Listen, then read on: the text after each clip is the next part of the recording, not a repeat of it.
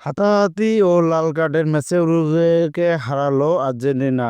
শারীরিক লড়াই আর Latin football যেন একে অপরের পরিপূরক, তেমনই একটি উত্তেজনাপূর্ণ ম্যাচ হয়েছে দক্ষিণ আমেরিকার দুই শক্তিশালী দল আর্জেন্টিনা ও উরুগুয়ের মাঝে।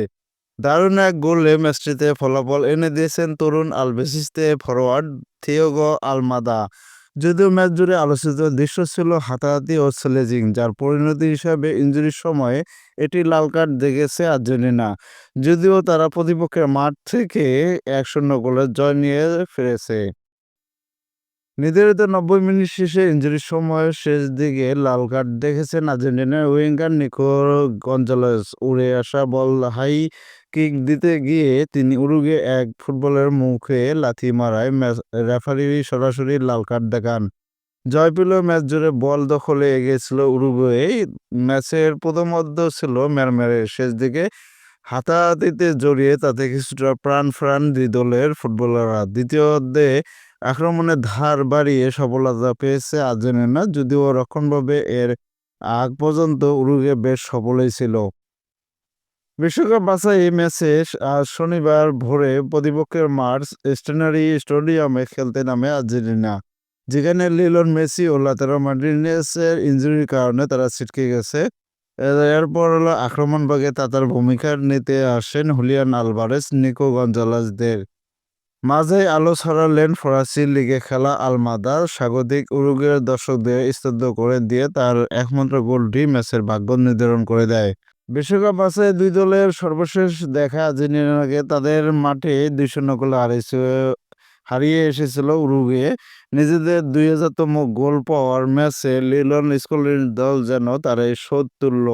একই সঙ্গে আগামী বুধবার চিরপ্রতিদ্বন্দ্বী ব্রাজিলের মুখোমুখি হওয়ার আগে তাদের প্রস্তুতিটা সেরে নিল ভালোভাবে। এই ম্যাচের প্রথমার্ধে সেভাবে বলার মতো কিছু করে দেখাতে পারেনি কোনো দলই। গোলশূন্য সমতা নিয়ে আর্জেন্টিনা ও উরুগুয়ে নির্ধারিত বিরতিতে চলে যায়। দ্বিতীয়ার্ধে যে ম্যাচে কিছুটা রোমাঞ্চ ফিরেছে তার বার্তা আসে প্রথমার্ধের শেষ দিকে। সফরকারী মিডফিল্ডার এনজো ফার্নান্দেজ ও উরুগুয়ে মাথিয়াস অলিভেরা প্রথমে তর্কে জড়ান।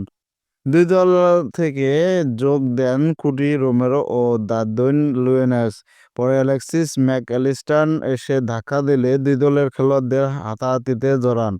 পরস্পর তীরে গিয়ে হাত পায়ের ব্যবহার শক্তি পরীক্ষা করছে উভয় দলে। ম্যাচের মূল আমেজটা আসে বিরতির পরে। আর্জেন্টিনা এই অর্ধের শুরু থেকে প্রেসিং বাড়াতে শুরু করে দ্রুত মুভমেন্ট ও পাসিংয়ে তারা বেশ কিছু সুযোগ তৈরি করে। বিপরীতে আর্জেন্টিনার মতো উরুগুয়ের রক্ষণও সেইটি ভালোভাবে সামাল দিচ্ছিল। মাঝে ম্যাচের ডেডলক ভাঙা গোলটি আসে ৬৮তম মিনিটে। আলভারেজের অনেকটা মুখস্থ এক পাসে খুঁজে নেন আলমাদাকে। আগামীর বড় তারকা হওয়ার সম্ভাবনা জাগানো তরুণ এই ফরোয়ার্ড দূরপাল্লার ভাসিয়ে দেওয়ার শটে উরুগুয়ে গোলরক্ষককে ফাঁকি দিয়ে বল জালে জড়ান। এই জয়ে শীর্ষে থাকা আর্জেন্টিনা ১৩ ম্যাচে পেল ২৮ পয়েন্ট এবং সেলেসাদের পরের ম্যাচে হারাতে পারলে বিশ্বকাপ নিশ্চিত হয়ে যাবে ডিফেন্ডিং চ্যাম্পিয়নদের। সমান ম্যাচে ২০ পয়েন্ট